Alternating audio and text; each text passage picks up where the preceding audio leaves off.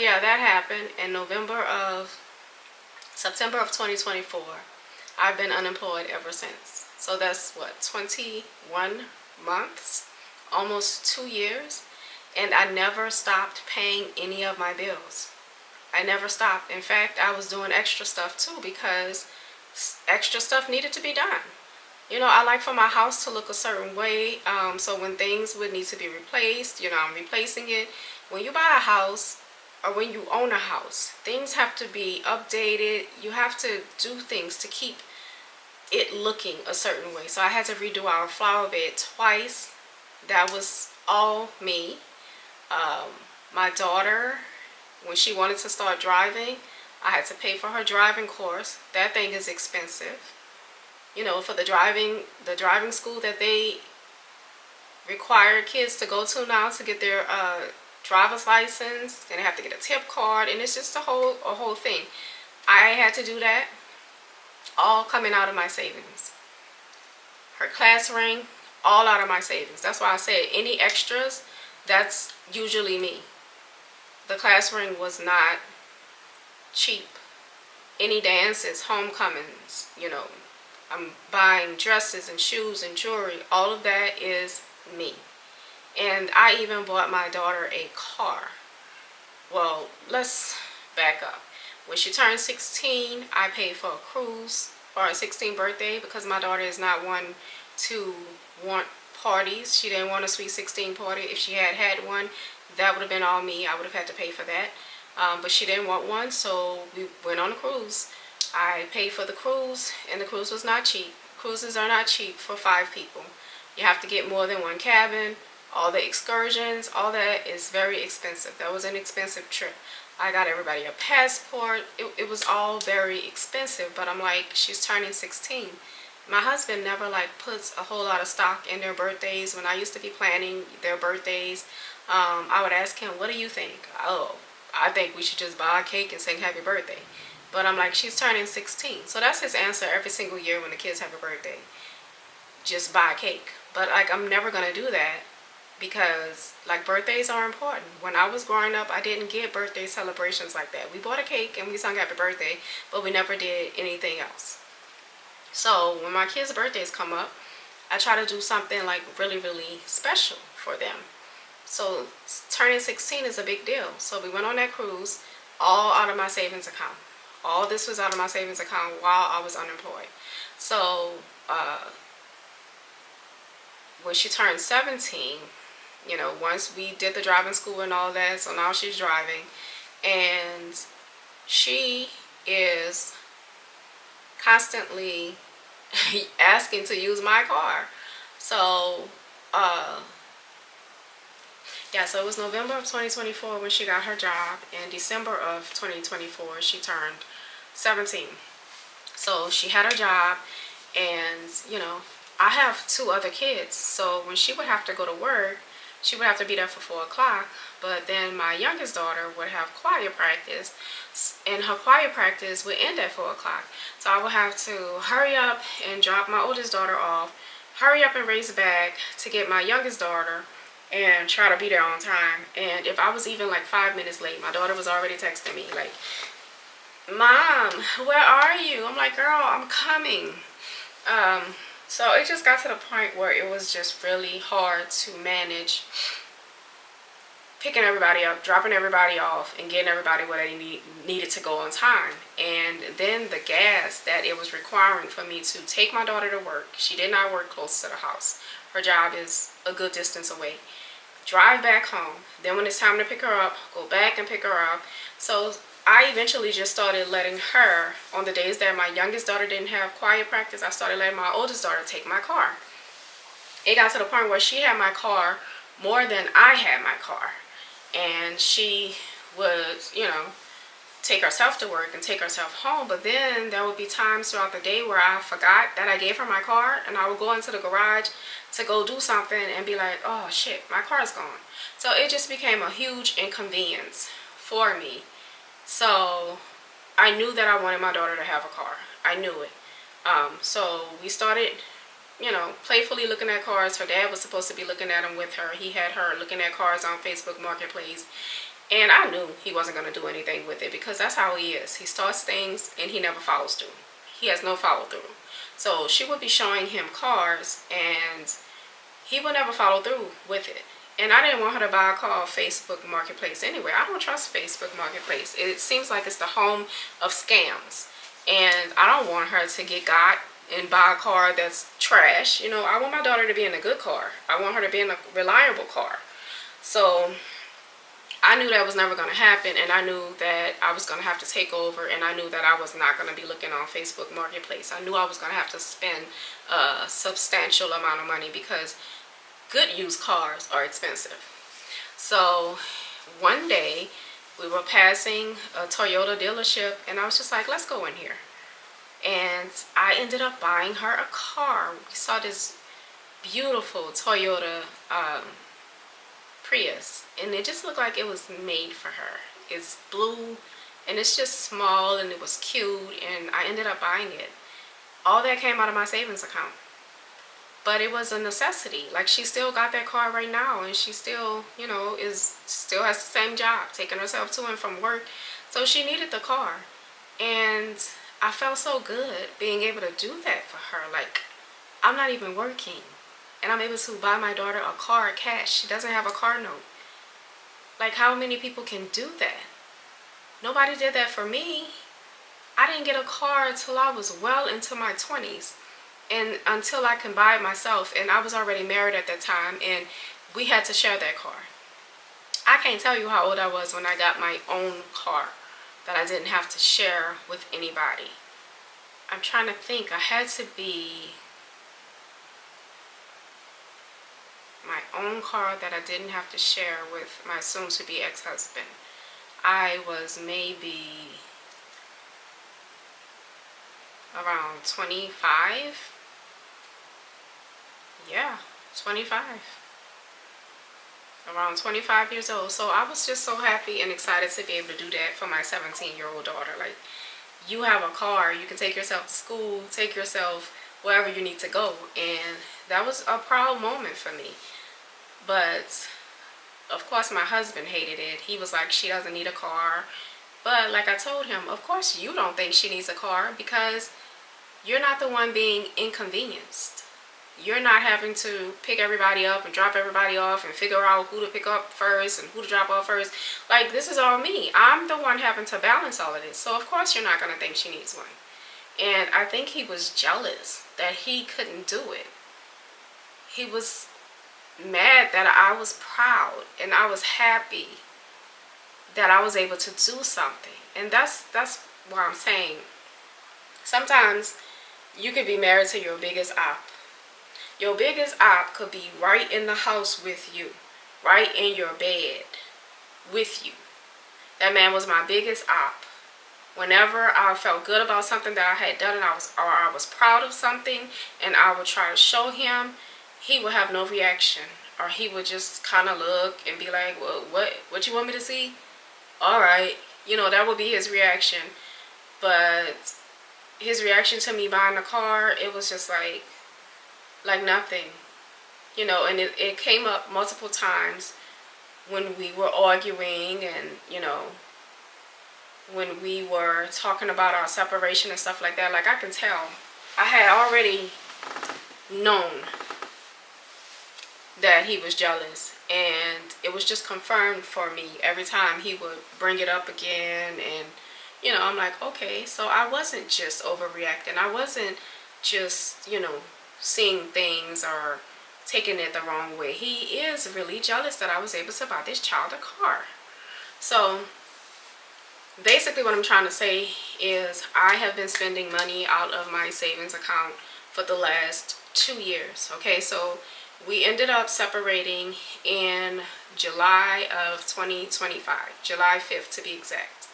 So from the moment he moved out, in addition to paying all the other bills that I'm responsible for, or that I was responsible for, now I also pay the mortgage. From August 2025 up until now, every single month I've been paying the mortgage, as well as my car insurance, because I had to split the car insurance up. we had State Farm, and State Farm likes to combine your car insurance and your life insurance or whatever insurance you have when you're a couple. So with the car insurance and the life insurance being combined, he wasn't paying it on time. He wasn't paying the car insurance on time. He wasn't paying the life insurance on time. And I would constantly be getting notices and calls from State Farm saying that it was due, it was late, and all this and that. So eventually I had to get State Farm to separate our bill so that my bill is my bill, his bill is his bill. So now I pay my own car insurance and I make sure it's paid on time. I pay my own life insurance. I make sure it's paid on time. So those are 3 additional bills that I have now. So now I pay the mortgage, the light, the gas, the electricity, the water, everything I said I paid before, I pay all of that. But now I also pay the mortgage, the car insurance, and the life insurance for myself. Oh, this Coke almost fell on my bed. Okay, y'all, I'm back. My camera needed to cool down because it had got too hot. So, like I was saying, the money is starting to run low. Also, I forgot to say that my youngest daughter has braces, and I also pay for that. My husband and I are supposed to be splitting that, but he knows when that bill is due every single month, because when she first got the braces, I sat down with him, I went over the paperwork with him. He knows the date that is due on. But every single month, I have to call him or text him and be like, hey, her braces are due. And he never has the money in my account on time. So I have to have the full amount, because the way that the braces payment is set up, it has to come straight out of your checking account. I'm sorry, y'all. I'm trying to get this done. I'm trying to get this out. It's just so much, though. It has to come straight out of your checking account. So I'm the one who has to be responsible for making sure the money is in my account every month. And I don't think that's right. I don't have a job, but I have to make sure this money is in the account every month. And he just pays me whenever he gets it. And that could take like 3 extra weeks. By the time he pays for his half of the braces, it's almost time for the braces to be due again. So I'm very overwhelmed. I'm very overwhelmed, and in this time I have sent my resume all over the freaking world, it feels like. I have applied to probably 1,000 jobs, because I've been looking for jobs for 2 years. Before the contract ended, I was looking for a job, because I was like, you know, what if this contract doesn't get re-signed? I need to be looking. So I was looking for a job before I was even unemployed, and the only thing that I've been able to find was a job paying $17 an hour. And I'm like, what am I going to do with that? I would have to work the entire 4 weeks, like a whole month, before I even got enough to barely pay my mortgage. And all the rest of my bills, like, what am I going to do about those? So I couldn't take that job. I got the post office job as a mail carrier. They offered the position to me, paying $21 an hour. But that's a terrible job. As a mail carrier, you don't start off as an employee of the post office anymore. It's not a good job like it was back in the day. Now you start off as basically a fill-in person for all the other mail carriers.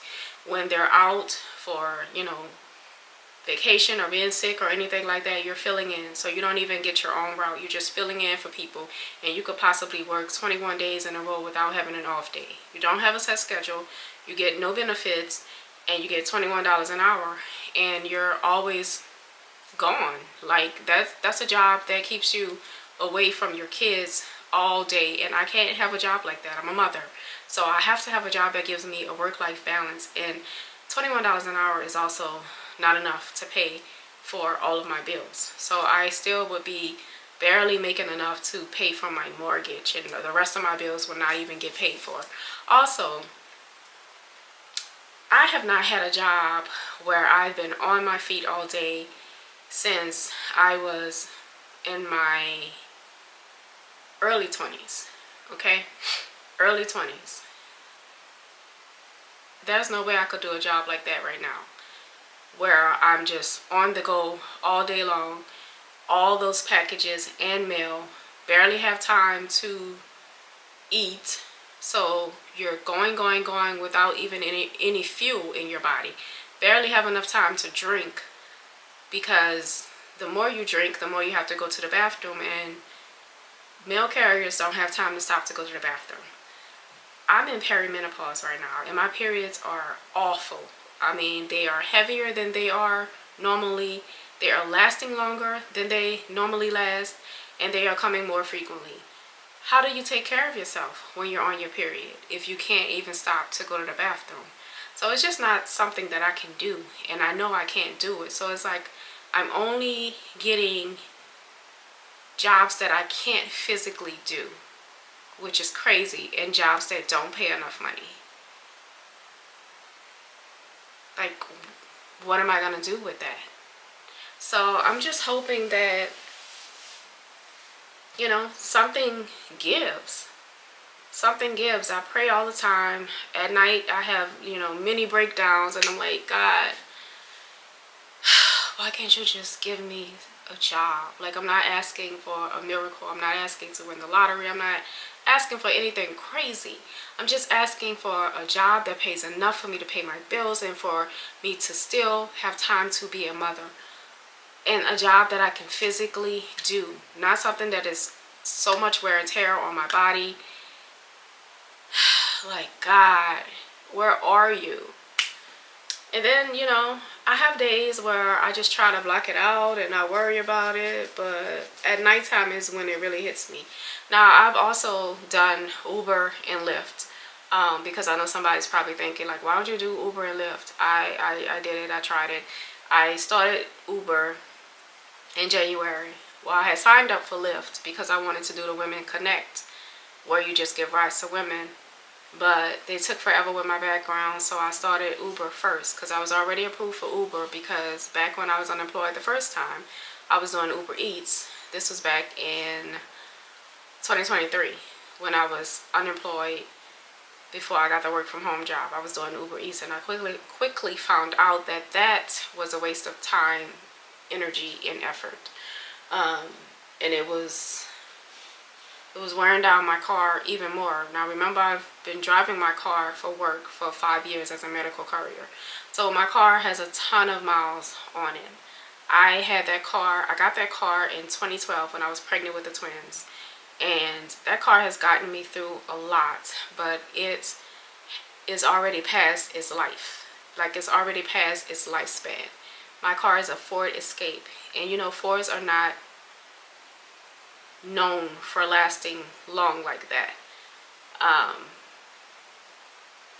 So it's already pretty much past its usefulness, and I know that my car is on its last leg. Like, I know it's only a matter of time before it's gonna give out.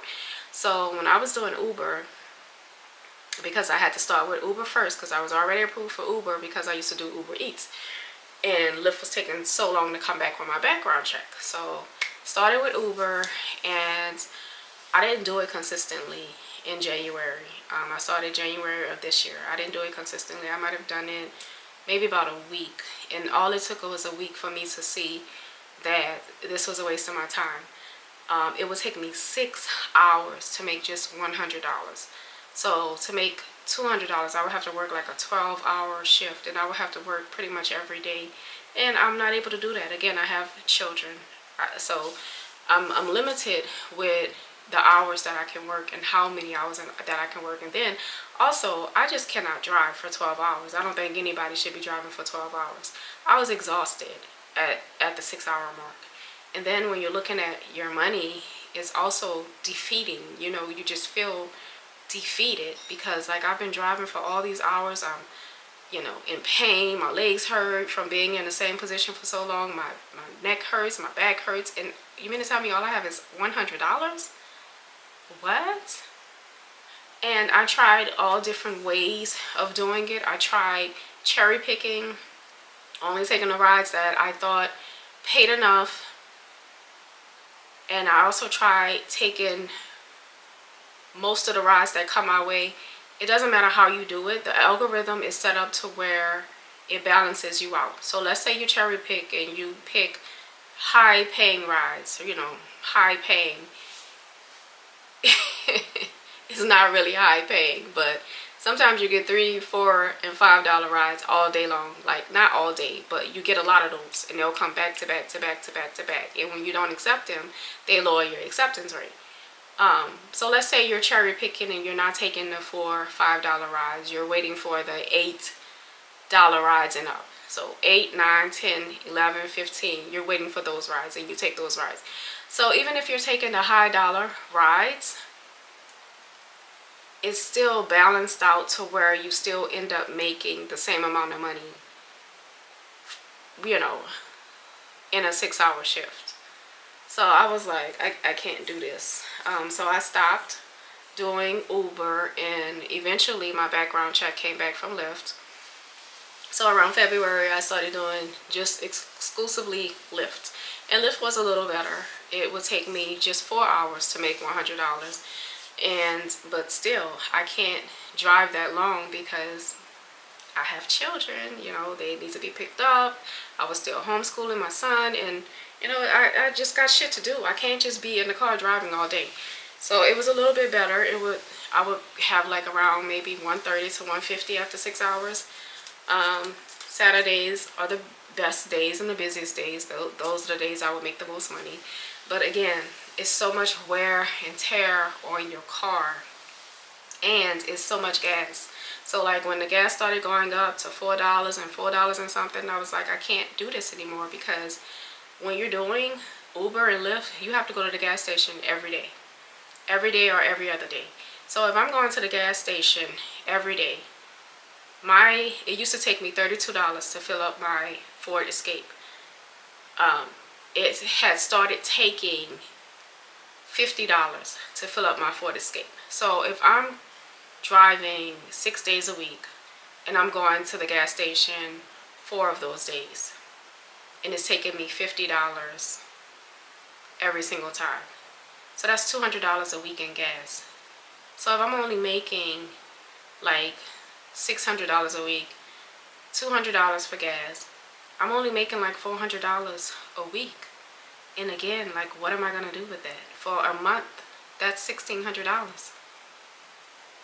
There's not much I can pay with $1,600. So it just was all so wasteful. And then I was thinking, you know, my car has already been through it. Okay, when I started doing Uber and Lyft, I probably had around 250,000 miles on my car. Like I said before, Ford Escapes are not known for lasting over 100,000 miles. So my car has already lived past its life. 250,000 miles, and those miles quickly started to add up when I was doing Uber and Lyft. So the whole time I'm driving, I'm just looking at my mileage add up, and I'm like, oh my God, what if my car breaks down? What if my car breaks down with a passenger in my car? Like, what happens with that? And then I'm seeing gas prices go up. Lyft keeps sending me these $5 rides, $4 rides, $4 rides. My acceptance rate is getting lower because I'm not taking them. It just got to the point where I just couldn't do it anymore. So I stopped in April, because at that point I was at 287,000 miles. Right now my car is at 287,000 and something miles. So all I could think of was the little bit of money that I'm making. I'm barely able to pay any of my bills. What's gonna happen when my car breaks down and can't be repaired? Because like I said, it's on its last leg. So what happens when it breaks down and it's just done? I'm not in a position to get another car now, because I need that money, whatever's left in my savings account, to pay my bills. I can't take that money and go buy a car. And I can't finance a car, because even though my credit is in the 800s, you have to have an income to be able to finance anything. So I am just in a terrible position, and I felt like if I would have continued driving for Lyft, I was going to put myself in a worse position. So I stopped doing that. And yeah, I'm just waiting for God to send me some sort of breakthrough.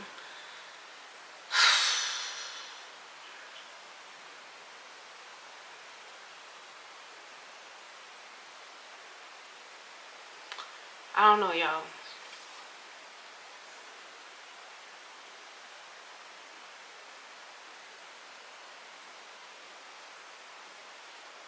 I don't know, but I'm tired and I need to take a nap.